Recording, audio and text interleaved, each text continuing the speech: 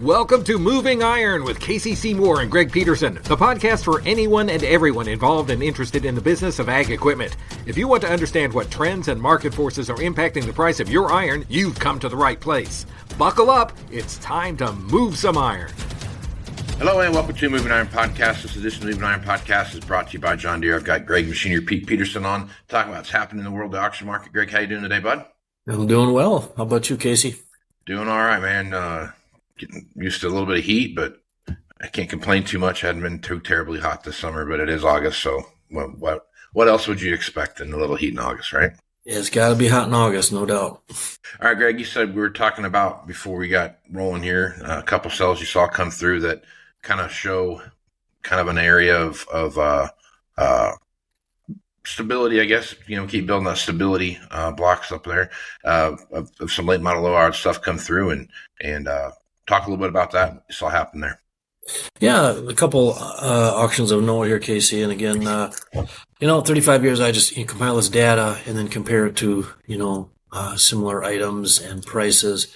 And certainly value all the chatter out there, going to auctions and talking to people and understand all the pressure out there. But again, auction, prices are what they are. So, for example, as we're recording this 2 days ago, there was a kind of a smaller online dealer auction up in North Dakota. Park River Implement, great dealership up there. Sale by Resource Auction. Dennis Biliski and crew do an awesome job all the time. And strong prices on this sale, I thought. So a couple of examples. They had a 23 model New Holland T8 410, 521 hours. That sold for $237,000. And if you just look at the straight numbers, that's the record high auction price on a T8 410. The previous high. Now this was interesting. I can say here that's a record high auction price, but when we look at the perspective, the record price was $220 and a quarter back at the top of the market, December 27th of 22. We've talked about that a lot. End of 22 was kind of red at the top of the heap. And it was the exact same situation. It was a Park River Implement dealer sale by Resource Auction. But that one that brought $220 and a quarter was a 15 model with 1,672 hours on it, December of 22. That was then, this is now. So again, on Monday, we saw a 23 model, 521 hours go 237. Also on the auction, they had a 23 model T8 350, 230 hours went for 206. That came in just $200 under the record high auction price. Sprayers, maybe a little softer. They had a New Holland SP 345F, 1,720 hours, 125.5, and then an SP 300F. More hours on that, almost 2,200 hours for 115 and a quarter. Draper head, of course, there's a lot of Draper heads out there for sale. Yeah. A 20 model MacDon FD 140, 40 foot, brought 55 and a quarter. And I ran some numbers, Casey, on machinerypete.com. You can find the average on any item sold. And on a FD 140 MacDon right now, the average auction price this year is $49,577. But a year ago, that average on an FD 140 was $59,488. And 2 years ago, it was $75,931. So that shows what's happened with the Draper heads there. Yeah. There's one other record they set on a skid steer, a 23 model New Holland L334.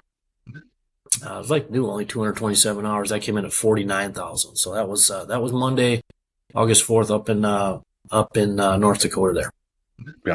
Yeah. The Draper head market is a very interesting marketplace. If you look at rigid drapers, especially, like you see the amount of rigid drapers that are out there, and they're, man, I tell you what, they're tough. And you look at where flex drapers are at, and they're just like what you talked about. You're seeing some, they're not nearly as beautiful as they once were. I can just kind of lay that out.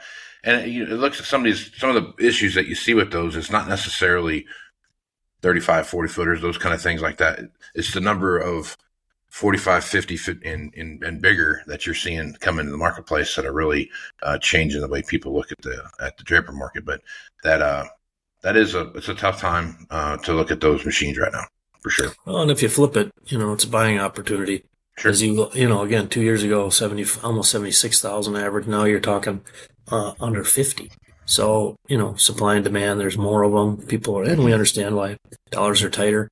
It was another interesting sale. It was, as we're recording this about 9 days ago, July 30th, Steffes Group, also out of North Dakota, West Fargo, but of course they're pulling equipment from all over the place up there. Great event.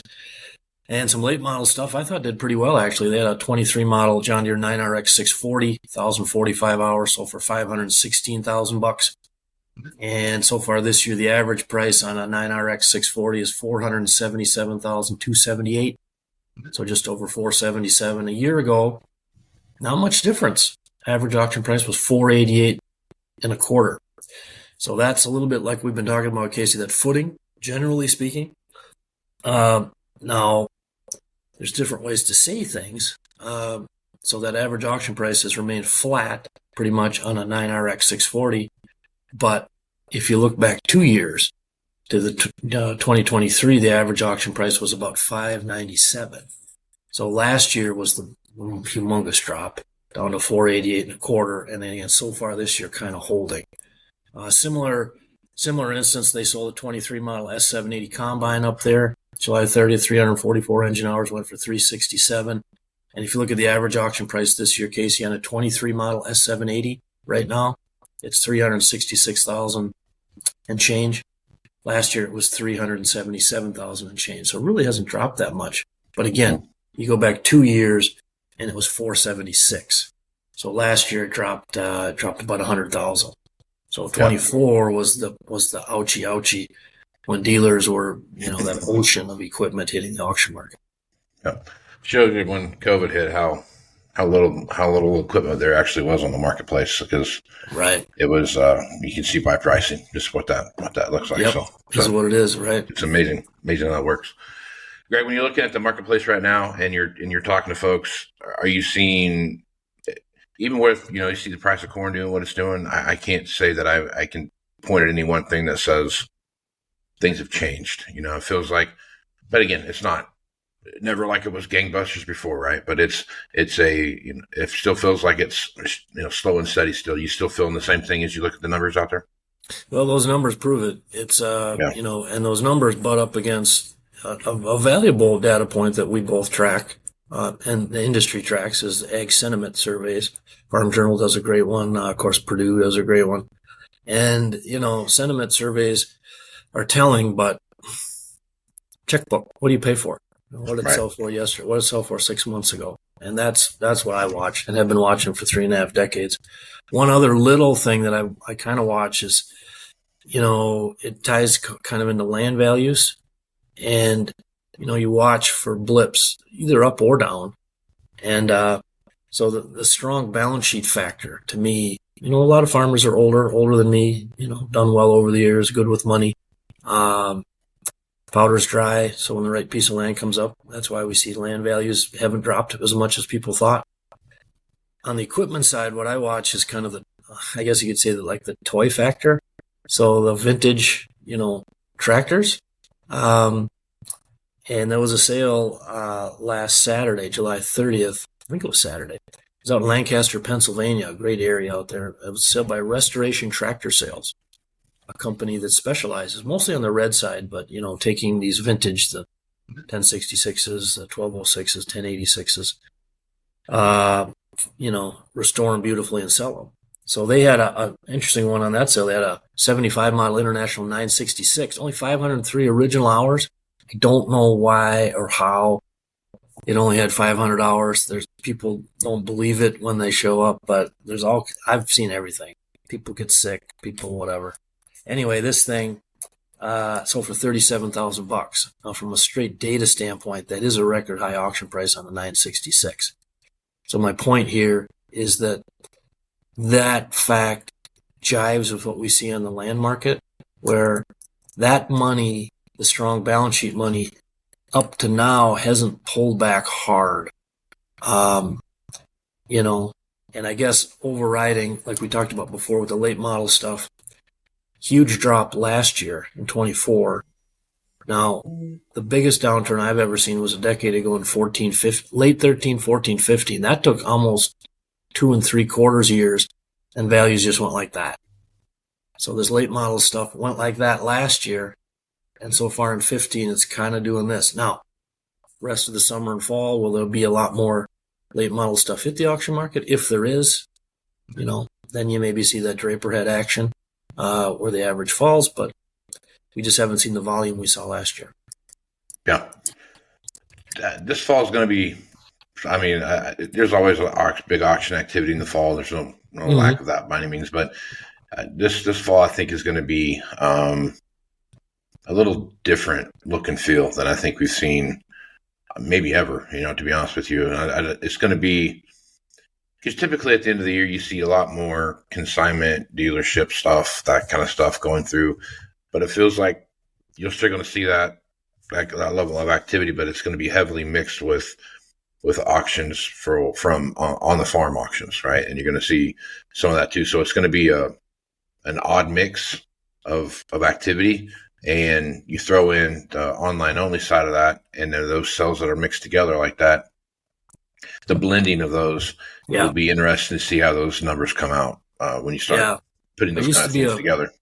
You're right. There used to be a more clear delineation in terms of I guess you'd say the type of auction, where the equipment's coming from. Mm-hmm. But versus a decade ago when we were dealing with that downturn, and now you're right, it's blended. And I'm not trying to sit here and say everything is rosy by any means. When I go out across farm country right now, I am running into more reality of pain, and difficulties, and people having to sell. I was at a sale recently, and a guy wasn't that old, and he was quote unquote retiring, and but he's going to drive a truck.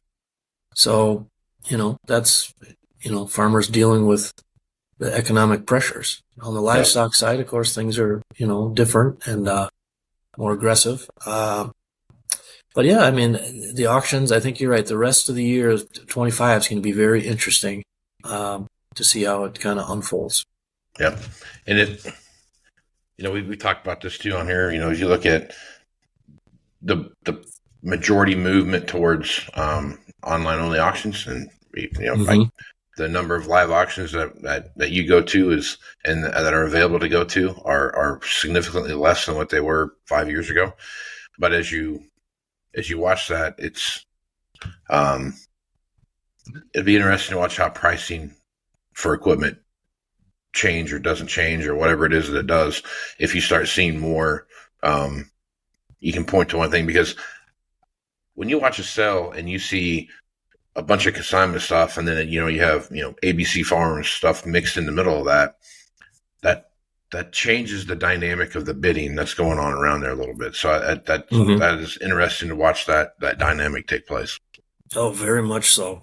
I think auction companies, they're like any business, learning as we go through this new environment. And as this online stuff started to roll, when it started to take off, of course, coming out of COVID 5+ years ago now, the market was so tight in terms of used inventory. Frankly, anything was going to sell high. Didn't matter who sold it. It was just going to go bonkers. We reported on it. Now it's, it's different. So but auction companies are very smart. Either, we see innovative things from ones that have been around 50, 60 years, but also innovative things from newer auction companies that are online only.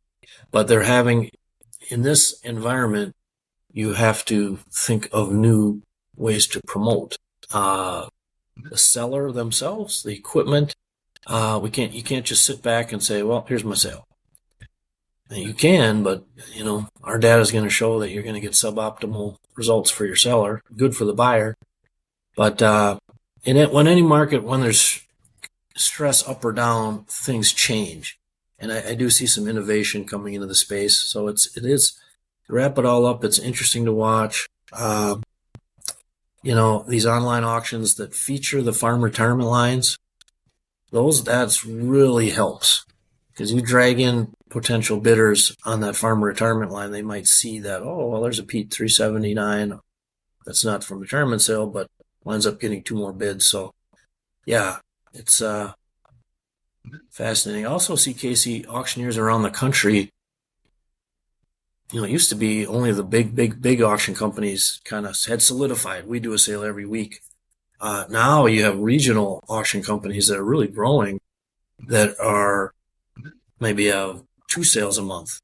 and they're pulling equipment not just from their local area, but maybe 2, 3, 4 states. Yeah. Like Albrecht auction out of Michigan, or Adam Marshall down out of Nebraska, or Zomer auction up out of Northwest Iowa, doing a great job. So it's fun to watch all that play out. Yeah, for sure. For sure. It's definitely a changing environment, and it's, you know, I've talked about this a lot with guys on this podcast and just in general, where generationally things have changed so much now that the differences between, you know, grandma, grandpa, mom, dad, son, daughter, the gap between son and daughter is a wider gap that is widening quickly, and because of so much different, you know, from a technology perspective and how people get their information and all those kind of things. It's just not the same gap that you saw between grandma, grandpa, mom, dad. That is really a good observation. It's spot on, and it's affecting business. Yeah. Whether you're a farm equipment dealer, whether you're an auction company, farmers, obviously. So yeah, I guess that's what keeps us on our toes, is that things don't stay the same. They keep changing, even in our business. I mean, yeah, hey, bring it. That's always been I try to keep, despite the gray haired, grumpy old guy on the front porch, it's like change is, it can be brutal, but it's also awesome in the opportunities it presents. It's like, you want to sit back and do it the old, hey, fine, I'll just blow past you. You know, that mindset of like leaning into change for how it can make us better as a dealer, an auction company, a farmer. Farmers are great about that, you know, and they've had to be, because their margins are so tight and it's so cyclical. So that part to me is fascinating to watch how we all get better as we go. For sure. For sure. All right, Greg, good place to stop. Folks want to have you come speak at an event. The easiest way to do that, just go to machinerypete.com, click the contact page. Yep. Or upcoming auction events. Gosh, we love going out to those. We do have a fun one coming up on Monday, Casey, August 11th, an in-person auction up north here. It's in Bronson, Iowa. It's by Brock Auction, folks. You got to see this sale. Go to brockauction.com. It might be the best line of versatile tractors I've seen on a farm auction. So that's going to be fun. We'll film it for the TV show. And then, folks, come join Casey and I where I live in Rochester, Minnesota, on Thursday, August 11th for Yield Academy, the last day of crop tour. Casey and I will be there meeting with you folks. So we'll invite you to come up. We'll have a great time and a great event. So looking forward to that. Yep, August 21st. Check it out. We'll be there. Is that like a tour stop? So we get T-shirts and all that kind of stuff that we get, right? It's one of those things. So hey, now we need to talk to Farm Journal people about that. The T-shirts. Casey and Pete, man, there you go. I don't know if we want to see that T-shirt, but 2025 tour, you know what I mean? 2025 crop tour, Chip Flory. Yeah. There you go, perfect. I love it. That'd be fun. That'd be a fun shirt to have. We'll check that out. Well, we also have the Moving Iron Summit coming up here September 24th through 25th in Austin. If you're a dealer, you want to come network with other dealers and get more information about what's going to potentially happen through the rest of 25 into 26, set the table for that. Come check that out. You'll be able to see a lot of good information there. All that information is on AgWeb. Go to the events page, and you can find all that information there for Crop Tour. For Yield Academy, as well as the Moving Iron Summit. Check it out there. I'm on Facebook, Twitter, Instagram. You can find me all there at Moving Iron LLC. Too many places to name, even places I don't even know I'm at. You can find me there. So check that out. Are you on TikTok yet? I am. I'm on TikTok, and it's amazing what comes across TikTok sometimes. You've passed me. I'm not on TikTok yet. I got to catch up. So I'll be calling you for pointers, Casey. All right. Well, don't call me, because I'll point you in the wrong direction. So check that out. All good. Yeah, for sure. So with that, Greg, would take care of yourself. We'll talk to you again next week. Sounds great, bud. Thanks. Looking for more accuracy, more productivity from your current planter? Let's get exact with precision upgrades from John Deere. Start with Exact Emerge and get accurate singulation and spacing at 10 miles per hour. Or choose Exact Shot to promote early root growth and cut fertilizer costs. And with Furrow Vision, save time by verifying seed depth right from your cab. Visit johndeere.com/planner upgrades and see why nothing runs like a Deere. Farm Journal is going to hold the first ever Yield Academy for 2025. It's going to happen August 21st in Rochester, Minnesota. Listen to this group. Real advice from folks who've walked out in the fields. Ken Ferry, David Hula, Randy Dowdy, and we will get some market outlook from Dan Bossi at Ag Resource as well. Get the latest on what's working in agronomy, equipment, and marketing today. And that is the last day of Crop Tour 2025. So stick around for the final meeting that night in Rochester. Just Google Farm Journal Yield Academy, and that will take you to the homepage for the event.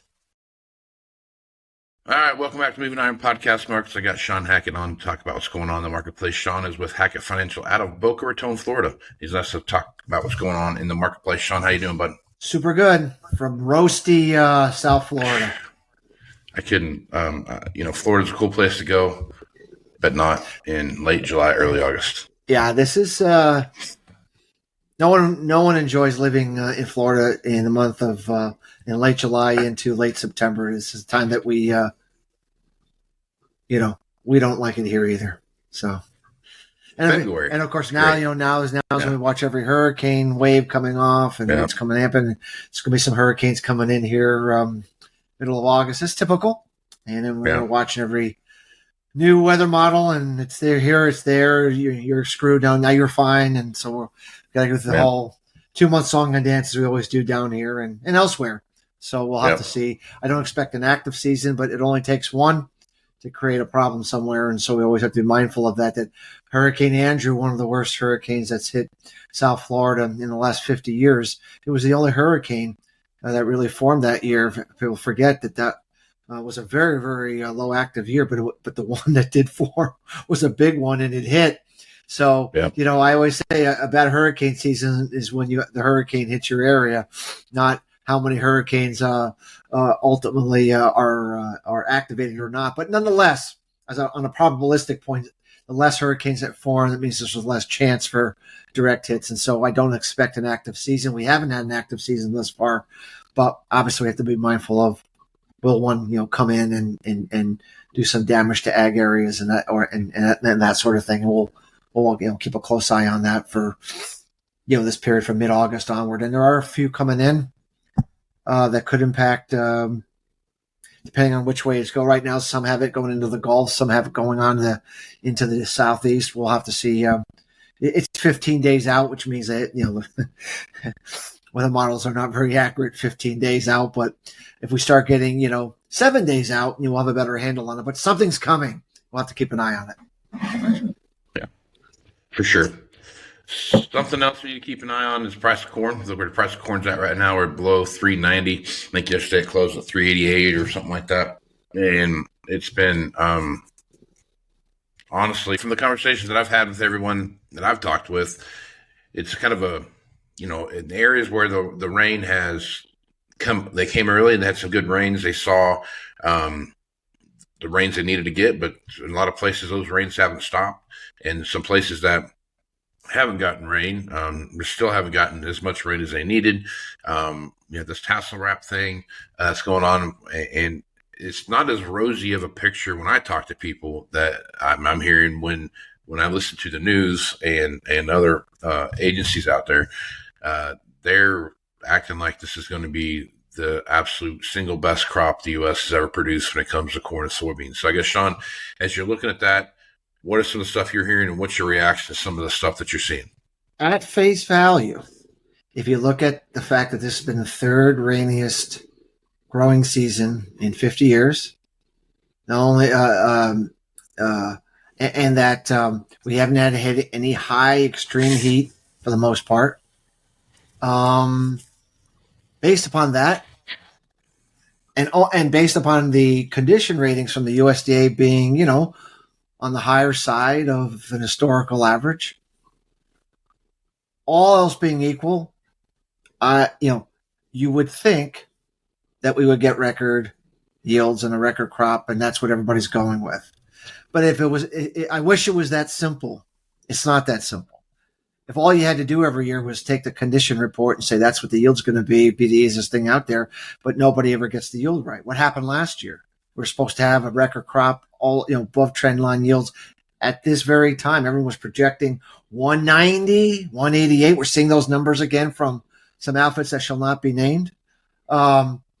And of course, we came in at 178, and they were just look completely foolish in the numbers that they were putting out. They're doing the same thing again this year. So why do I believe that these numbers that they're coming out and that the USDA might come out with here on August 12th is going to be incorrect? First of all, when you plant 95.5 million acres, which is a near only one other year if we ever planted more acres, you have to plant fringe acres. Fringe acres mean those are acres that are not your most productive. They don't tend to produce the biggest yields. They have a soil quality. It's just not the best ground to grow corn. It's very, very hard to grow yields as high as people are advocating, strictly on the fact that we're going to have so many fringe acres that are going to be factored into the mix. It makes it almost impossible that we could produce the kind of numbers that some of these outfits have been putting out here in recent days. So that metric alone says to be very skeptical of what you're hearing from many out there who are notoriously biased to it's always a big crop everywhere all the time. There are biases. And so you always have to look at a track record of what somebody says and such. But that's the first thing. The second thing is you have to understand the agronomic cycle and what makes a crop produce a big yield. I mean, we've had the years where the moisture has been fairly well below normal. We've had a record yield because the timing of the rains, there's a lot of things that come into it. So the way I look at it is this. Yes, we've had very good rainfall. We've not had like a 1993 that was so rainy that it was problematic. But some areas, as you correctly stated, have gotten too much rain, flooded out areas, disease, insects. I mean, these are the things that happen in areas that get persistently too much rain. And those areas that got excessive rainfall were in the fringe areas to the south for the most part. And so those areas are not going to deliver for sure. Now, the other factor is even though we did not see extreme high daytime temperatures, which normally is good, I mean that's going to pump up the yield, we have seen a long and a high number of warm nights that we've talked about on your show before. In the month of July, it's a top 5. Well, actually, it's a top 3 warm night July, meaning that only 3 years have exhibited warm nights like this. We had 1983, we had 1999, and we had 2010. So this is one that's right in there with those 3. When we look at the weather that has transpired, 2010 continues to show up as like almost a 92% correlation coefficient in terms of the weather that has happened. How many warm nights? Where were the warm nights? How many, the distribution? How much rainfall fell? What's the crop condition from the USDA this year versus what it was in 2000? It's unbelievably similar, Casey, up through the end of July. Now, the one thing that that 2010 did also have, it did have a warm August, not because of high daytime temperatures, although it was warmer into August than it was in July, but because of an ongoing warm nighttime temperature, which hurt grain fill in terms of corn kernel fill, and also hurt pod setting, pod filling, all those things that increase yields on soybean in the month of August. And even though we're starting off the month on the cooler side, all indications are that starting the weekend and to the rest of the month, we're going to see a warmer daytime temperature. I wouldn't say extremely hot, but warmer than July on a anomaly basis. And we're going to see warm nights coming back with a vengeance. That is exactly what we saw in 2010. So there's 2 places to hurt yields: warm nights during July and warm nights in that scenario in August. And the consensus on the euro, on the GFS, on the Canadian, on the AI models. I've looked at every single one of them. They're almost all in synchronicity, even though I'm not a big fan of the models. When all of them are saying something together, pretty good sign. Yeah. I have found that isn't a bad thing to go with. Okay. Right. And so we're going to have a warm night scenario and it's going to, we're going to dry out here a little bit. I'm not going to call it like, 1930s dry, but we're going to get less rainfall. It's going to be on the drier side of anomaly than we saw. Not that any of that creates a terrible crop. This is not about it's going to be a horrible crop. We're trying to tell everyone why these numbers that people are putting out are just not going to happen. And so if that August pattern plays out the way it looks like, which is below normal rainfall, but not degrees so, warm nights of a higher degree, like 2010, and maybe a little warmer, daytime temperatures above normal. That's, to me, is enough to say that, the best we could hope for, is a trend line yield, which is what the USDA has said in their July report. 181 corn, give or take, whatever they said, 52, give or take. And if you run the numbers on the trend line, the supplies that we have in the U.S. are not huge, Casey. 1.65 billion bushel carry on corn, and 75 million bushel carry on soybeans. So the best case scenario that I can see is trend line, and the numbers are, and that's assuming, it's not really assuming like the big increase in bean crush next year for renewable diesel. It's not suggesting we get any kind of demand increase from trade deals, which I think we will get some. It doesn't factor any of these factors. And it's just so that's the best case. But most likely, if you looked at the 2010 scenario, and no 2 years are exactly the same, but we had a moderately below trend line yield on corn and a smidgen below trend on soybeans. I see no reason not to go with that at this point, given what I see the August weather. If the August weather was going to be better, I'd be pumping my numbers up a little bit. But it looks like it's going to be very, very similar to 2010. So that means a 178 to 180 yield on corn. Very good yield. I think it would be the second best yield we've ever had, or right near the best we've ever had. But it's below trend, Casey. It's below the 181 and change. And it would mean soybean yields could be just maybe a half a bushel below trend. Nothing major. But if you run the numbers on that scenario, Casey, that means we run a carry out on corn between 1.4 billion and 1.5 billion. Well, for the last time I checked, that's kind of what the carry out we've been trading with. And we were able to trade corn as high as 520 or plus here earlier in the year on that kind of a carry out. I'm not saying that means we have to go back to 520 again. What I'm saying is that it's not an upper $3, low $4 number. It's an upper $4 to low $5 number, if that scenario is correct. And if you take a half a bushel off the soybeans, that 375 becomes like 325. And yeah, I mean, is that running out of soybeans?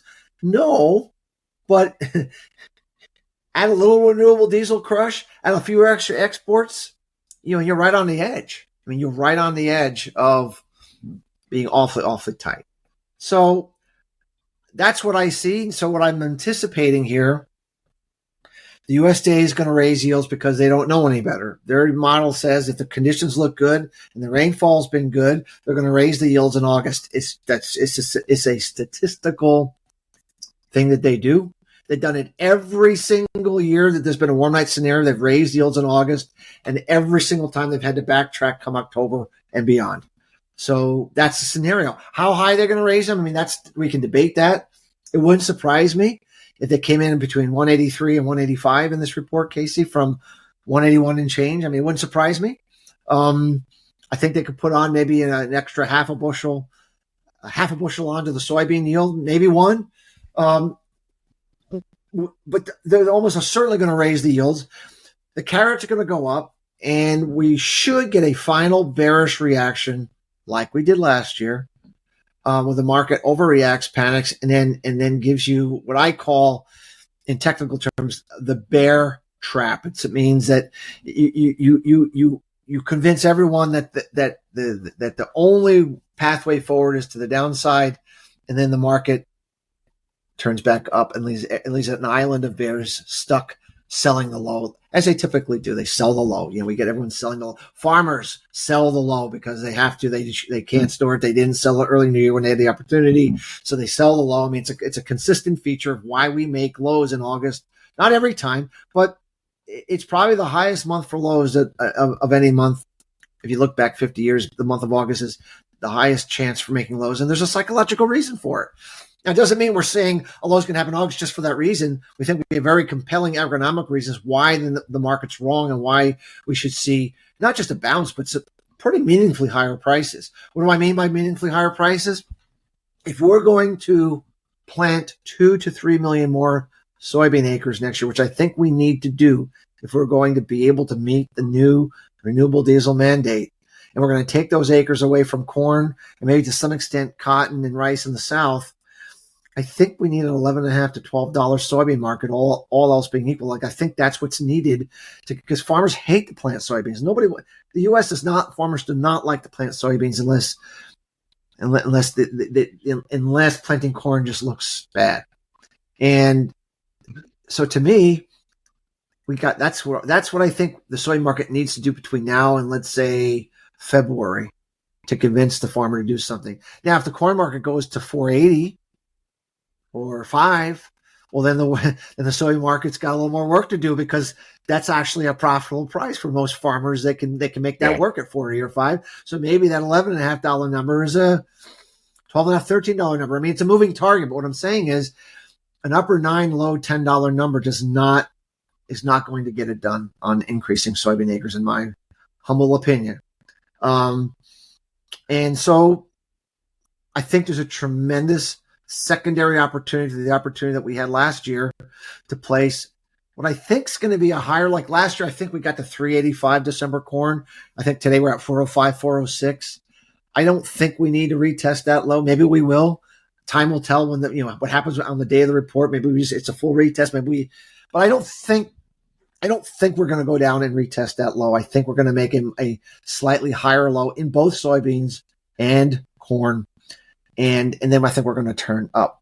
And so there's an opportunity for livestock producers, ethanol producers, renewable diesel producers, to buy physical corn, physical soybeans, for, or protect upside price risk for, a year or two out. I mean, I think we could be trading the largest U.S. supply situation for the foreseeable future in this coming report that the USDA puts out and that everyone is putting out on their own private numbers.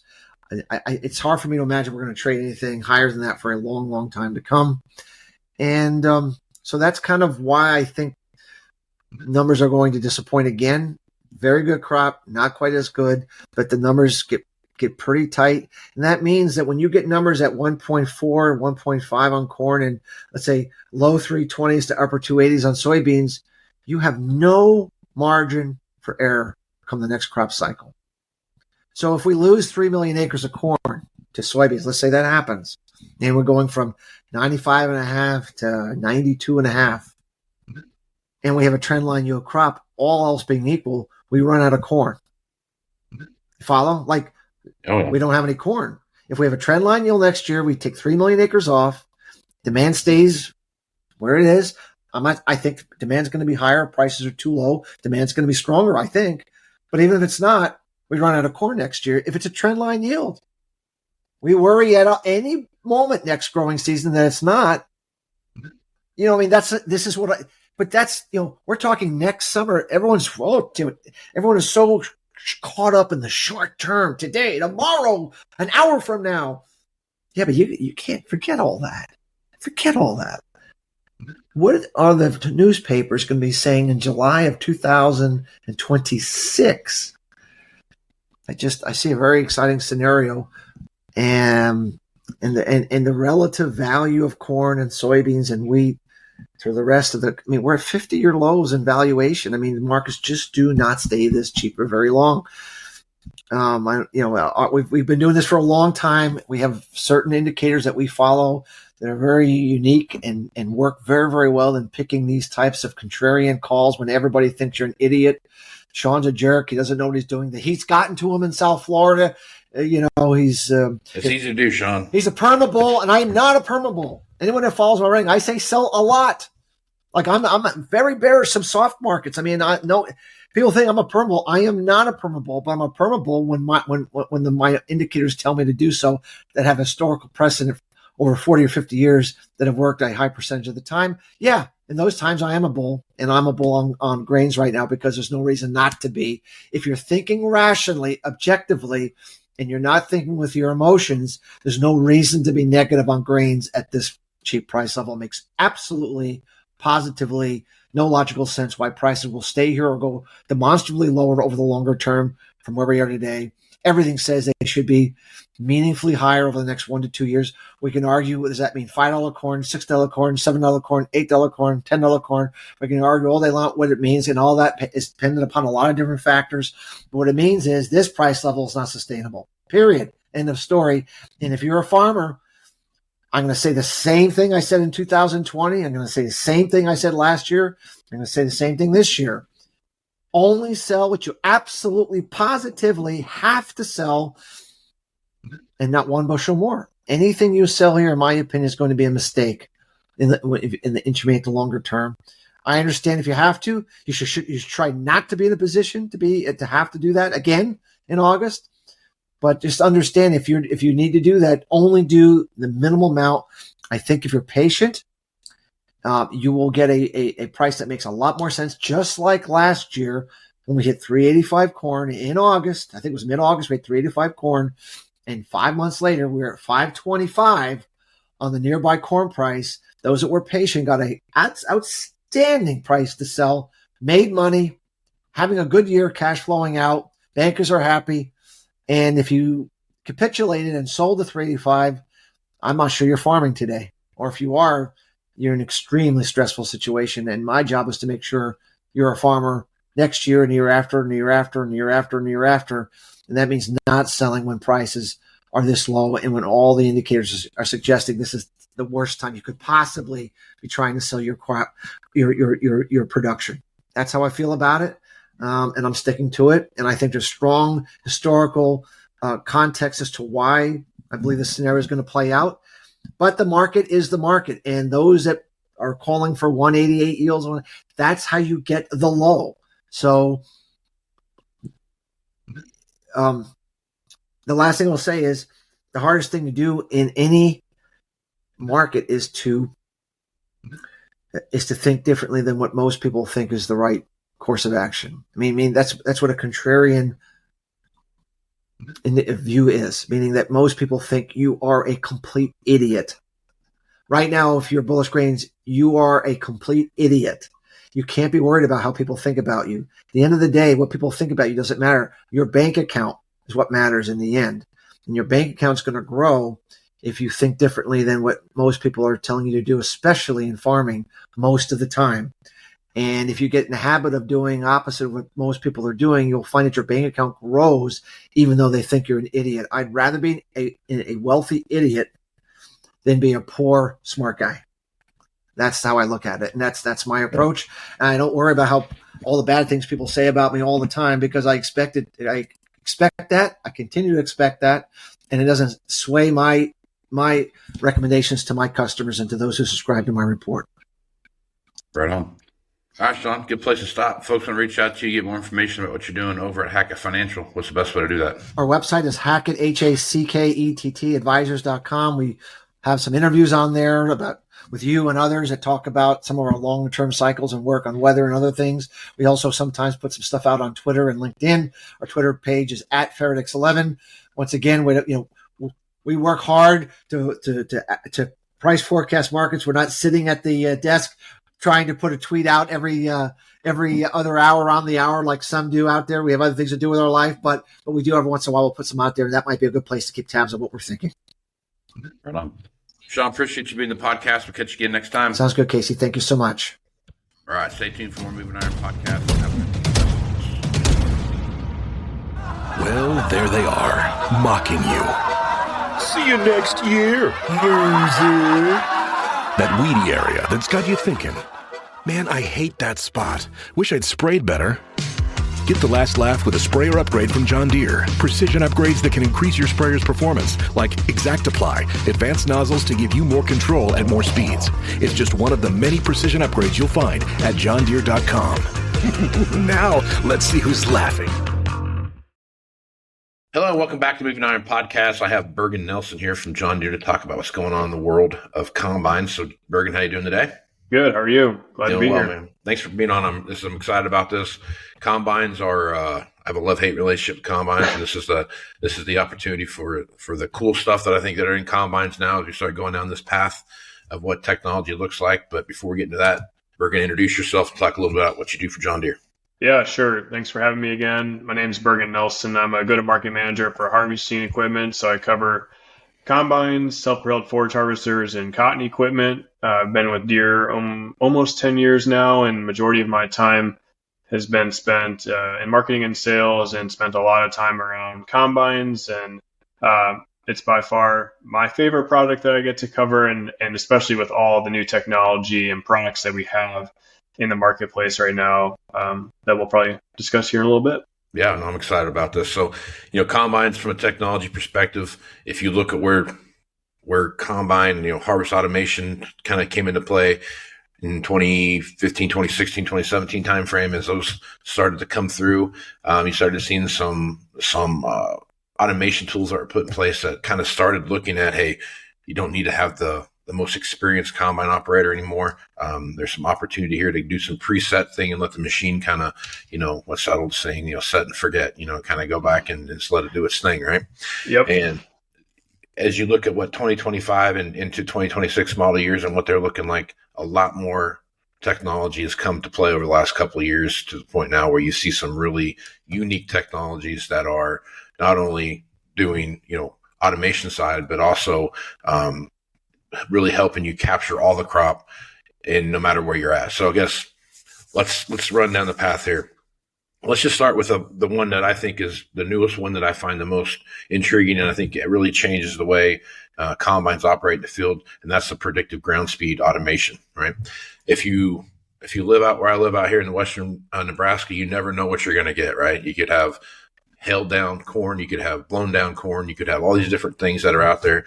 And as you're looking at the ground speed automation stuff, it really helps you look at the crop ahead of you, and is it what condition is it in, and what are you moving into, right?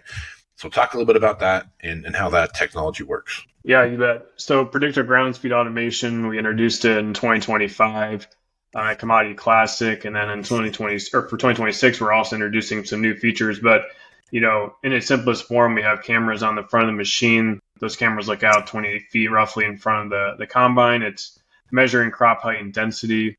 And then we're also bringing in satellite imagery into the machine through Operations Center and NDVI to compare what we're seeing real time to those satellite images that we've brought in to really proactively control the speed of the combine. And why is that so important? It's to make sure that we're running the machine at its peak performance all day long. As you mentioned, as you're going through different field conditions, your yield is changing.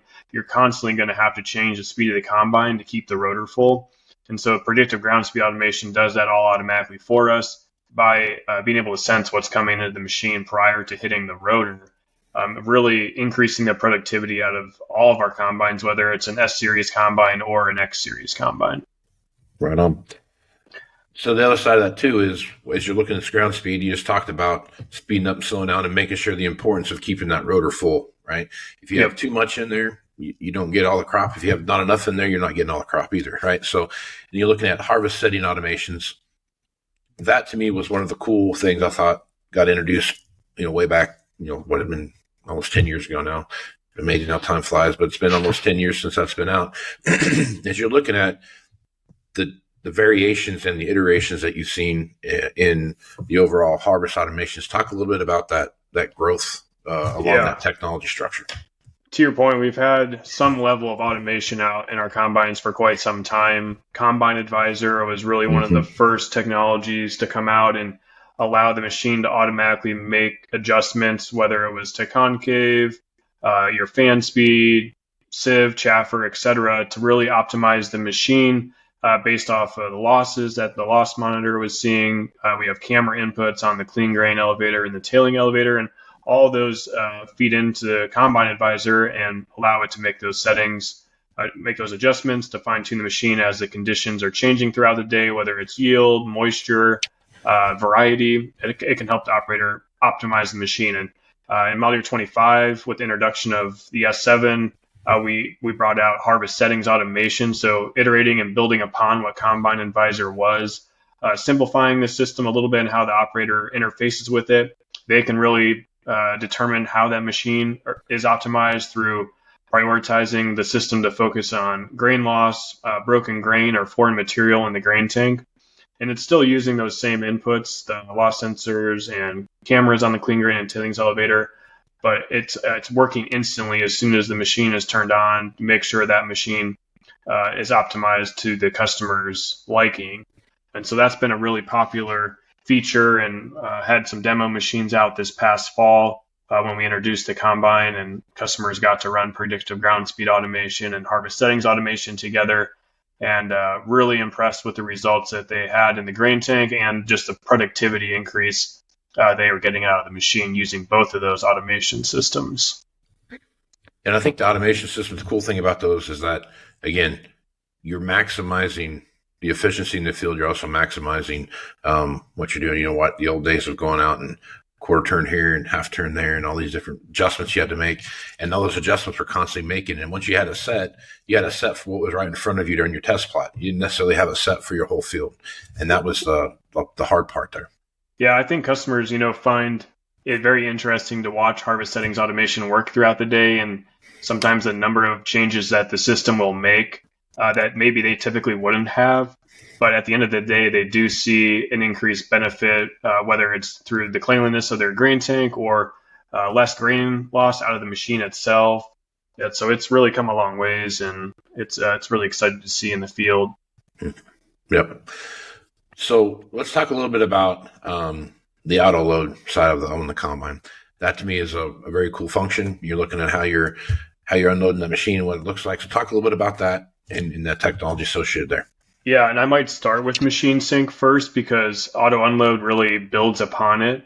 So Machine Sync is a technology, right, where as a grain cart operator, you can come in to catch grain from the combine on the go. Once you're close to the combine using Wi-Fi, the machines sync up, and so the grain cart tracks at the same speed as the combine, and the combine more or less takes over. And then the combine operator can move the grain cart forward, backwards, and side to side to optimize filling.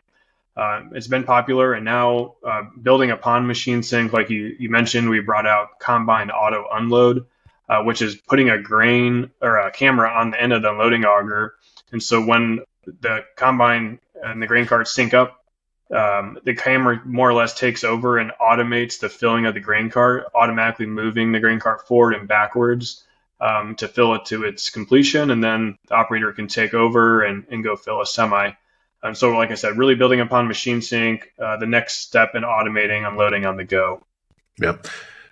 Off the wall question here, but as you're looking at this, you ever foresee something like that being a puck kit that you could put on a grain cart to do similar functions when you get to the grain trailer? That's a good question. So with auto unload, we do have it as an option as a puck kit. So that'll be opening up here soon, and customers can get it through that avenue, or with model year 26 in our early order program, customers could also get combine auto unload from the factory. So we have two different options. And if you had an older machine too, 2024, 2023 combine, and you wanted to put this on and you're already using Machine Sync, the puck kit is the way to go. Yeah, for sure.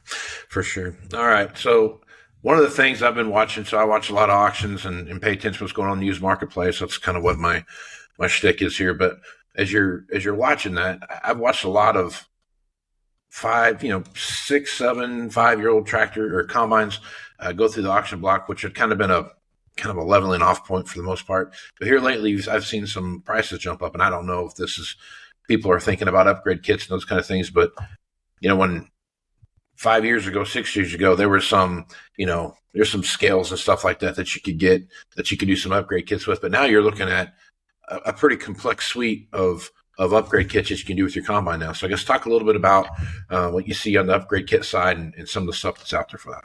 Yeah, we have, like you mentioned, we have a lot of different options through a puck kit or precision upgrade kit for combines, whether it's S series, X series.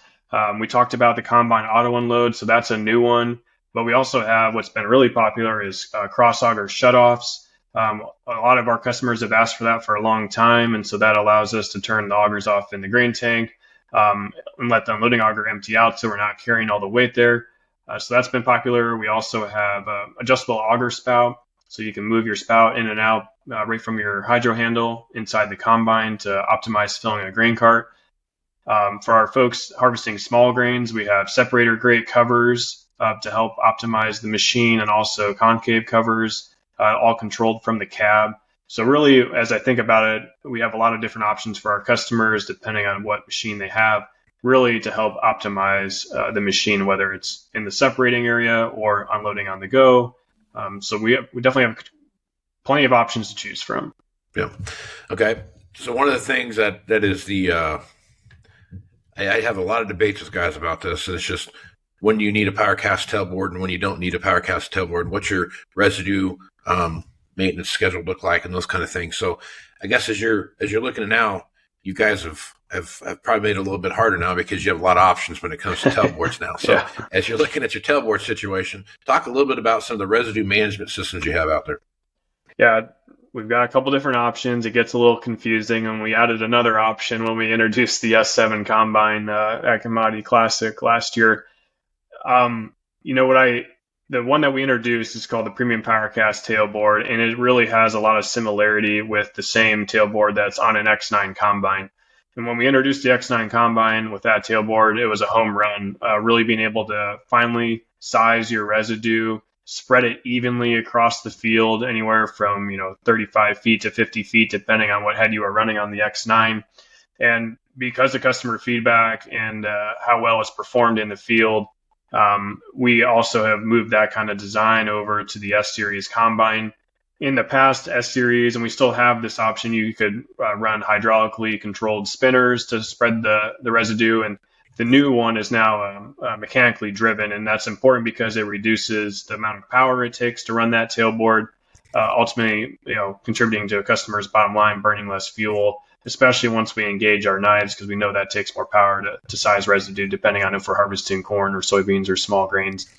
But that tailboard has really been a home run. And like I mentioned, we had demo combines out this past fall, and customers got to experience that for the first time on an S-Series combine and really enjoyed its the capabilities that it has and being able to evenly spread residue. I think that's an extremely important topic. We think about harvesting corn and getting the crop out of the field, but we're really setting up the field for success with our residue spread for the next year, and having that even spread is extremely important. And so I'm happy with how that's performing. But we do have other options if customers don't want to go to that ultimate premium option. We still have our normal PowerCast tailboard that hydraulically spreads it through the hydraulically controlled spinners, and then just our normal vane tailboard as well. So we have options for all customers depending on what their need is. Right on.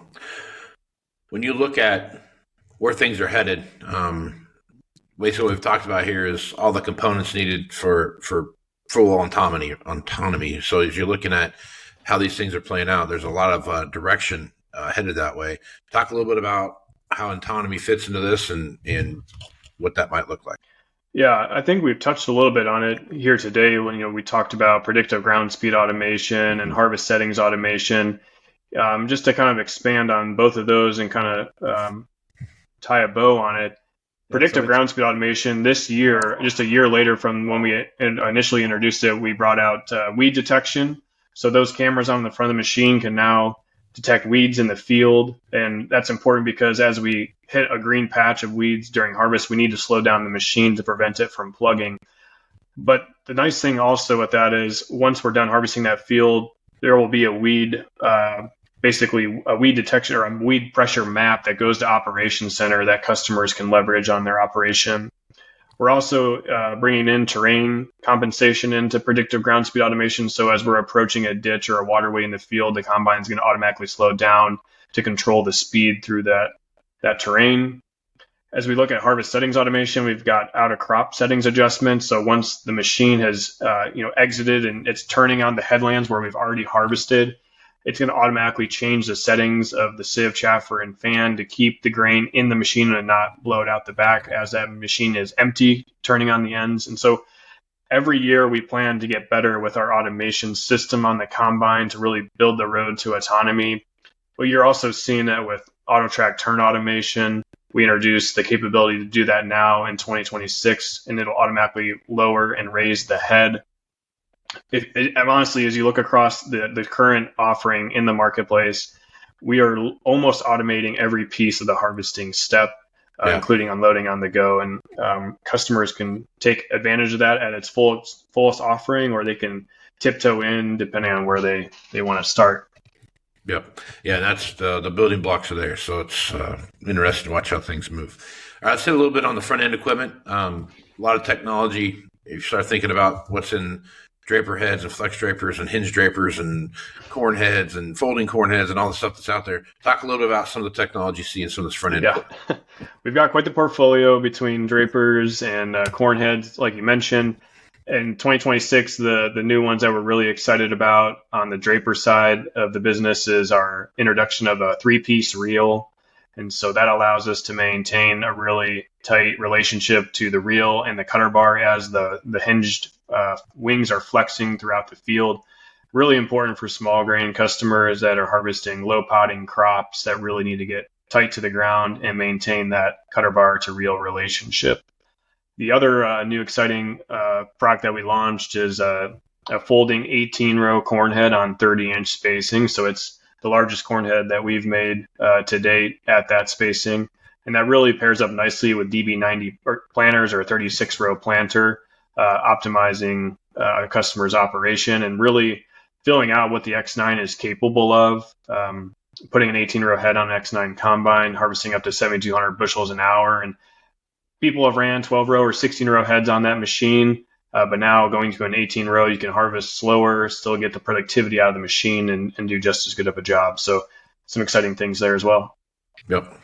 Yeah, there's a lot of those X9s and all those Class 9 or Class 10 and 11 combines really take a lot of material, like you said, to keep those things full. That's no doubt. All right, real quick, last thing here I want to talk a little bit about because things have changed up quite a bit as far as naming nomenclature goes. So we're just running through these real quick. So on the S7, I want to say S700. That's what I'm just saying. S7 600. So that's a Class 6 combine, right? And then you have 7, 8, 900. Those are all 7, 8, 9, and class combines, correct? Yep. And then we get into the X9. X9s, which is 10 and 11, right? 1,000 and the 1,100. Yep. Okay, that's a little just new. I got to retrain my brain now to for a long time. It was tough for me at first, and now I've finally said it enough times that it's S7 and then the number. Yep. Yeah, I'd had the same problem going from the S6 to the S7. Now we're another S7. It's a transition. Yeah, transition period. So, well, good thing. Bergen, I appreciate you being on. Anything that we missed you want to make sure we talk about? No, I appreciate you having me here today. We really hit the high points of what we introduced in model year 26 with some enhancements to the automation system, predictive ground speed automation, harvest settings automation. Talked about combine unload. You can get that through a puck kit or out of the factory for 26, and some of our new front end equipment. And as you can hopefully saw throughout the podcast here, we're really building upon the building blocks and the road to autonomy within harvesting. Yeah, and it's I think you got everything covered on that point. So things are progressing nicely there for that. So, well, Bergen, I appreciate you being on. If folks want to get more information about this, what's the easiest place they should go check out? Yep, Deere.com. We've got plenty of resources out there, or the local John Deere dealer can definitely take care of you as well. Right on. Well, Bergen, appreciate you being on. We'll catch you again next time. All right, thank you very much. Right on. Stay tuned for the Home Planner Podcast. Looking for more accuracy, more productivity from your current planter? Let's get exact with precision upgrades from John Deere. Start with Exact Emerge and get accurate singulation and spacing at 10 miles per hour. Or choose Exact Shot to promote early root growth and cut fertilizer costs. And with Furrow Vision, Save time by verifying seed depth right from your cab. Visit johndeere.com/planner upgrades and see why nothing runs like a deer. All right, welcome back to Moving On Podcast. Aaron Finnell back on to talk about what's happening in the world of equipment. Aaron, how you doing, bud? I am terrific. Outstanding. Beautiful day on the high plains, if you will. It is a nice day. We have so out here you get winter. Well, you winter start, typical winter months.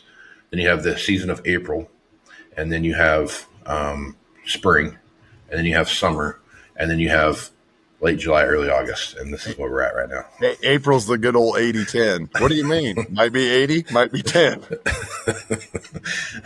Then you've got, this time of year is, it's hot time of the year everywhere you go, but it's we typically get our heat right about now, and boy, is it not disappointing. So we're right in the middle of that. What have we dealt with all summer that we never have here?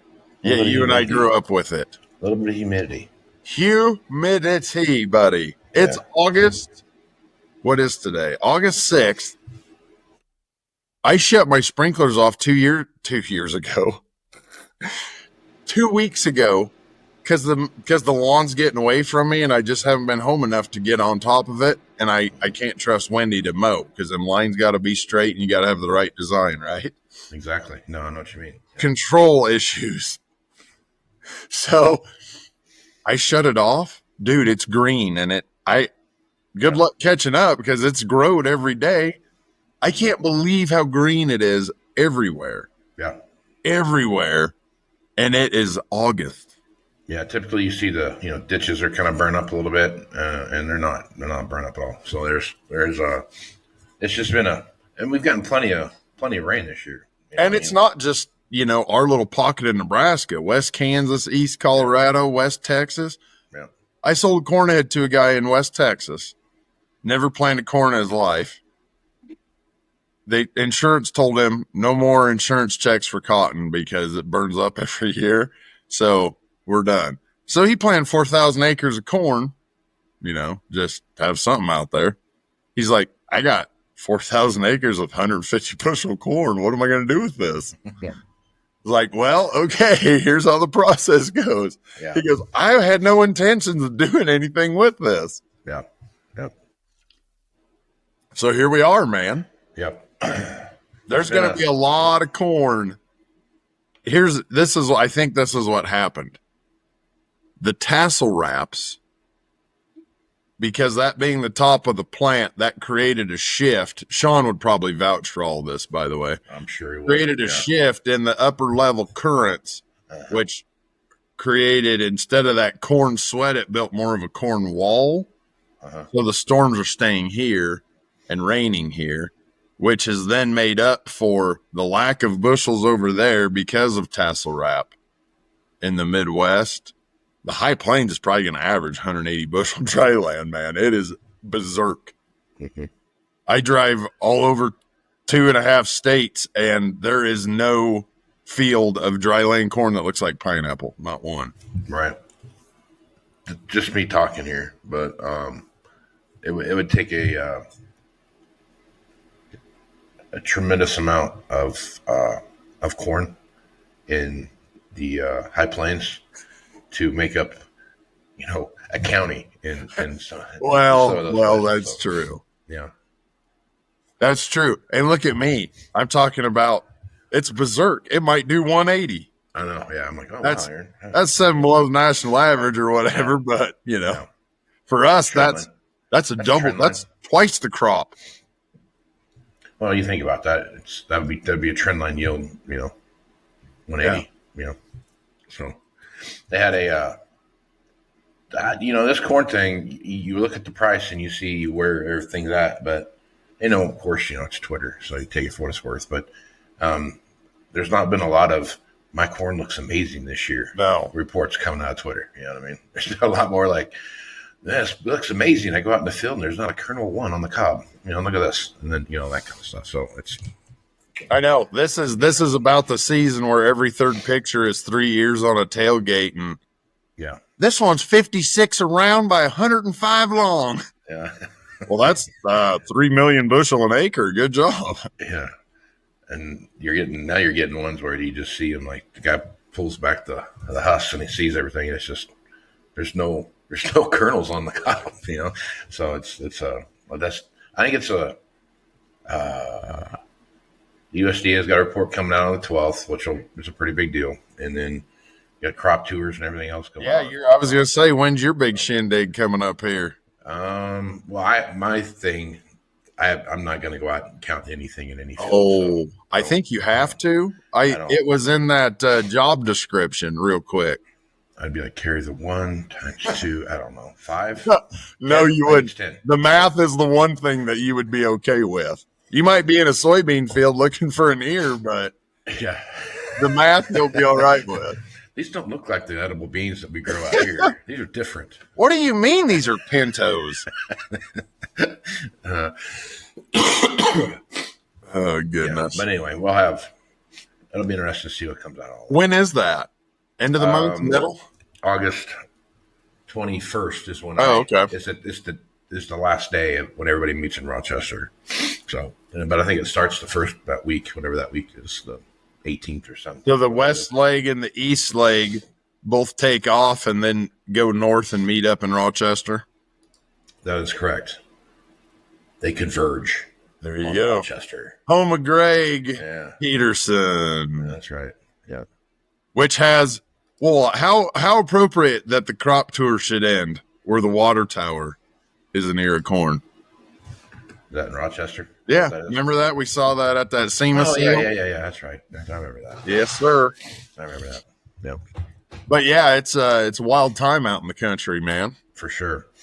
Which you would think as you look at where the price of corn's at right now, which, you know, people make a big deal out of the price of corn, the front month corn, but you know, a lot of marketing is taking place at higher numbers than what you see right now. This sets the stage for what, you know, post harvest, December corn looks like, you know, because that's a moving number all the time. But for the reaction that we see in the marketplace, it hasn't really slowed down any real activity. It still feels like there's a lot of auction activity. You're seeing things around things that are priced right are moving, and you know, combines are one of those things. Here we are pre-harvest. We're in our neck of the woods. We are probably a month and a half out, and we're going to before we really start hitting stuff. And it'll be, you know, we're probably month, you know, 5 weeks, something like that, from high moisture corn, those kind of things. So, you know, we got other things moving in the direction that we're headed. But as you're looking at the marketplace there, and what's your feel for what's going on out there with combines? Nobody has done much on a combine in 2 years. That is what is getting us where we're at now, I think, because everybody's got every excuse in the world of, well, I can't, I'm not buying a combine. Corn's $350 this morning. I haven't heard that once. And with the prices what they are, it has not been an issue at all for 2 months. Yep. Because much as was said on the Moving Iron podcast, guys haven't done anything and they kind of have to. We're getting to that point. The sit and watch and what are we doing? Combines are hot. Combines 450 plus are an absolute iceberg waiting for a big white boat to hit them. Right. But under 450 under, you're getting some action. It's what's surprising to me is you always have your hour buyer in the combine market, but it's more about the years than the hours. What year a machine it is. Like, I need a deal. Mine's a 19. I understand that 22 is a better deal than that 24, but if I'm going to jump, I need to jump further. There's a lot of that mindset going on, Casey, if that makes sense. Oh, yeah. Yep. Might buy a 24 with a few more hours than the low-hour 22 just to update, truly for the update portion of trading. Yep. And there's a lot of, as we've talked about on here, I need just this level of machine because then I can add to it. Right. Or just like the planter thing, the sprayers. You want See and Spray, it takes this level and then you can start stacking. Yeah. That's what guys are looking at in the combine market as well. I need X year because then I can, I can puck it up after that, man. Yeah. And there's a lot of that. Yeah. As dealers are doing everything they can to get these machines moving, even goofy videos, part of that is kind of an angle toward the stair steps, if you will. Like there are different programs for 23s and 24s than there are 22s because that's kind of your benchmark to start jumping up, right? So it's so different than, the 70 series got everybody kind of full and then, hey, let's get active and do this. Well, it was kind of like, here's a channel. Yeah. When you're in the S700, you got to be careful with that because it's an S7 series. Right. But in the S700 series, there's so much more tech involved. Right. So in a way, all of your mammerings for years were right. Tech is that important. It's just still on the great big machine that I care about. Yeah. Yeah, they have a technology side of what you can, the way things have been set up, you have a building block, and that building block allows you can go and get it all on a brand new machine if you want to, right? Right. Order it, come in. But if you have, depending on where those breakoffs are for each one of those machines, and I focus a lot on sprayers and planters, just for that reason, because really on those building blocks are totally in place there. I mean, like you can put everything that you can order from the factory on a sprayer. I'm pretty sure is an upgrade kit that you can put on a sprayer. Now they might not be exactly the same. See and Spray is not exactly the same as what you get from the factory. Premium and Ultimate are different, but they're still, one's a dual solution, one's a single solution, those kind of things. Right. But you're starting to see that bleed over into other platforms, right? So for sure. What you're seeing on the combine stuff, I mean, there's always been some combine upgrades up there, but it's been, you can put Combine Advisor on certain things, but it was just more the kind of the lower component side of that. But now what you're seeing on the component side for combines is totally, I mean, that door's wide open now. I mean, so there's a lot of things you can go in and do on those things. And I think the thing that I look at, I did a presentation for a group of folks the other day. We were talking about, I was explaining how used equipment, trend lines developing and those kind of things. And one thing I'm paying attention to and have to for a long time is how upgrade kits fall into that. And I started putting together like, okay, so if I have a sprayer and I'm going to do these things, X, Y, and Z, I had 5 different ways to buy a sprayer now. You know what I mean? I mean, keep the one you got, you trade your one in, you on another used one, trade the used one in on a new one, or upgrade the one you have, or trade it in on a used one and upgrade that one, right? So I'm like, after a while, I was like, holy crap, man, this is, well, it used to be a pretty simple decision tree, right? Keep what you have or trade it in, right? That was on a new or a used one, right? You had like 3 options. I got a 4710. I want a 4720. Done. Right. Now you were doing that, and I started walking through that. I'm thinking to myself, it's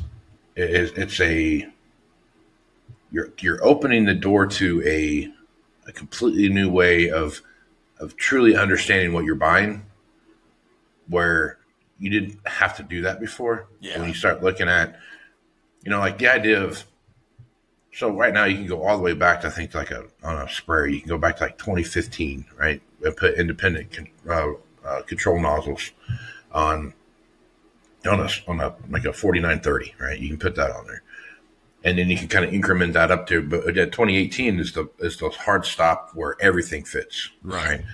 And so when you're buying something now and you're looking at this, you're going like, well, shit, man, that's a pretty good deal on that 2015 R4038 sitting over there, right?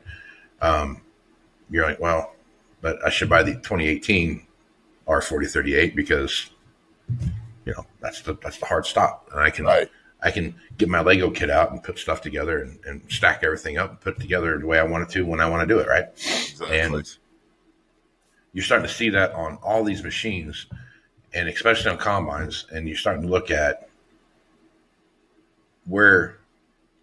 how does that affect the 1 year roll cycle on combines? You know what I mean? I think that's you start looking at custom machines and those kind of things as they start rolling out. Where's that hard stop? Because the biggest reason for the 1 year roll on a combine, obviously, it's out of warranty, right? That's number one thing. And number two thing, it's a combine, right? You got a million different, moving parts going at the same time. If it's on, it's wearing out. That's right. You got a lot of maintenance that happens in that first 3 years and those kind of things. And we've talked about on here, extensively about the break points of where, if you have this many hours on a combine, you're going to see, this is typically your biggest maintenance point. And then once you've done that, you have a decision to make before or after that. Before that is you get rid of it so you don't have to worry about that particular thing. Or if you do that, then you have to run it a certain amount of time to get those parts back, Right. And I think so that decision tree now is going to start looking a little bit different. And that's going to change a lot of mindset. No, it's not going to change next year, but you start looking down the road. What's that look like when I start making these purchases, and what's my intent for some of the stuff?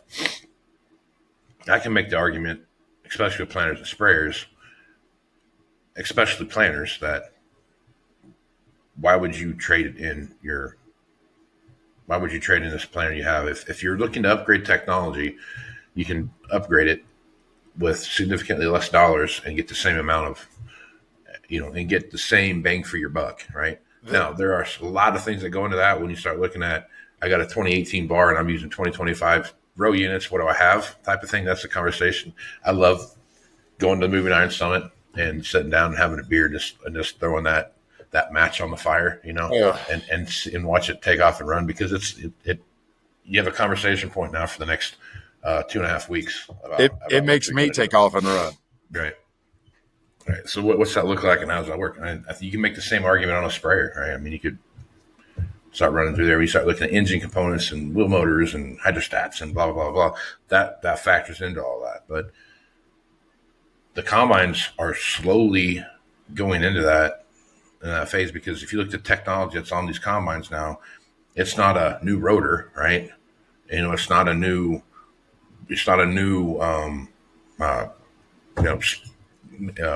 residue control management or something like that. And it's not that kind of stuff. It's the technology that wraps around that speeds up and slows down the speed of your rotor without you having to automatically, right? It's the, hey, you know what? We've got the residue in the back. We're doing something different than that, and based on whatever.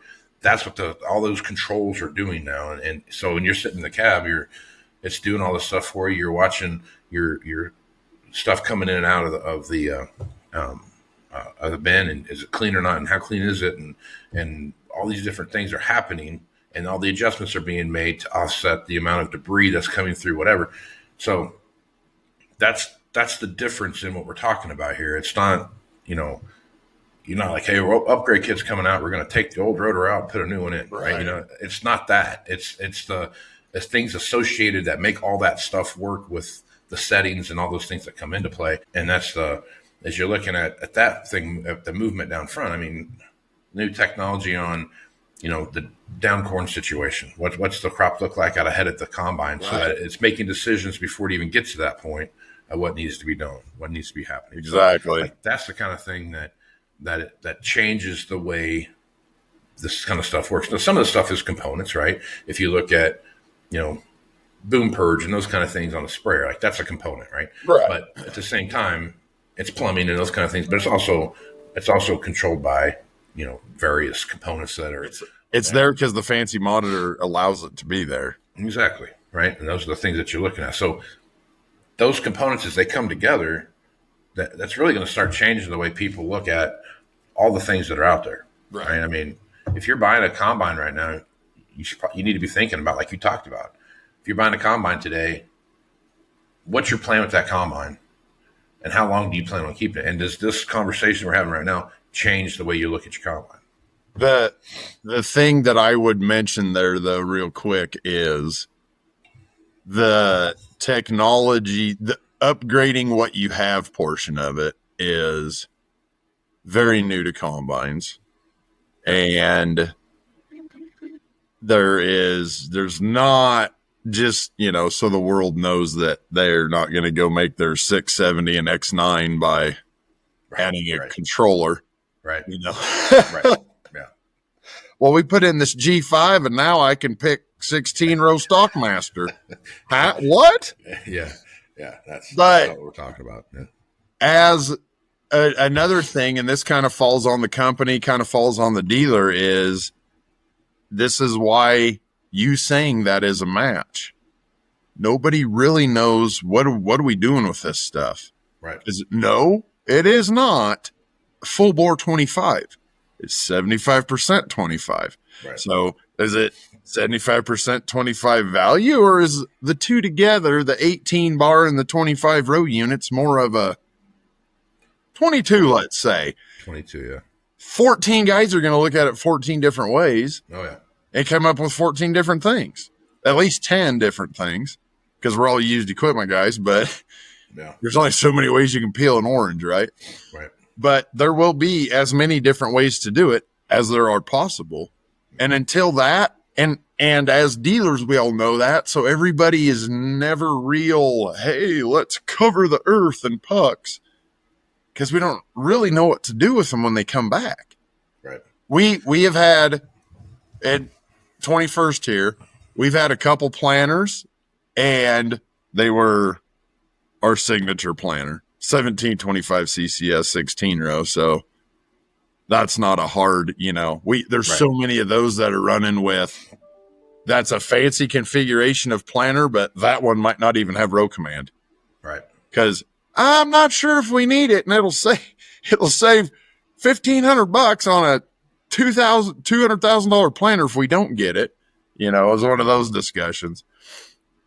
It really depends what it is. If you're getting into, this was a 21 1775 24 row, and it's electric, but it's not everything past that, stop. When there are just certain levels where you can't, unless the guy is keeping it. I've seen dealers take that planner and puck it. Yeah. You can't do that. In order for the puck, another thing, in order for the puck to work, it needs some use out of it before it comes back to have used market digestibility, even though it's completely upgraded. I think that's a substantial fact. We've done that we did it on a couple items ourselves to use as like a demo unit. And that's a lot harder hurdle to jump than it is a trade that was pucked. Right. So that's something to keep in mind, fellow dealers, as what if we don't do it?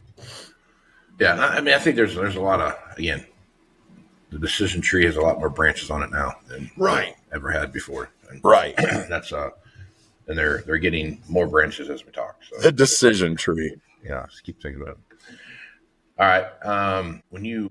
You can catch me on Facebook and TikTok under High Plains Wholesale. Also on Facebook as Aaron Fintel, and on Twitter as Aaron Fintel. You'll see the same video special, all 4 places. So choose which platform. You can also call me. My number is on every one of those videos, 308-760-1193. Or you can email me, afintel, 1L, at 21equip.com. Right on. I am at Facebook, Twitter, Instagram, LinkedIn, TikTok. I'm all over the place. At Moving Iron LLC or Moving Iron Podcast 1 and 2. Go to AgWeb to listen to the video, or listen to the audio version of this rather, and go to Farm Journal's YouTube channel to watch the video version of this. You can also go to Farm Journal TV and you can check it out there on demand. So it's great. Just watch it whenever you want to, all the times you want. It's great. So check it out there. I will be at the Moving Iron Summit, so we'll learn September 24th through 26th. Still got time to get in there if you're looking to do that. We got still have just a few slots left, filling up pretty quick. If you're interested in being a part of that, I also will be in Rochester, Minnesota, with Greg Peterson, August 21st, to do kind of a Q&A roundtable thing about where we see equipment going and what that might look like. So if you're interested in checking that out and you're in the Rochester, Minnesota area, I'd love to see you. Stop by and say hi. So with that, I'm Casey Seymour with Aaron Fennell, Sean Hackett, and Greg Machinery Pete Peterson. Let's go move some iron, folks. Out. Thanks for joining us. We'll see you again next week. And remember, Moving Iron is available on Farm Journal's YouTube channel and anywhere podcasts are found. So until next time, let's move some iron.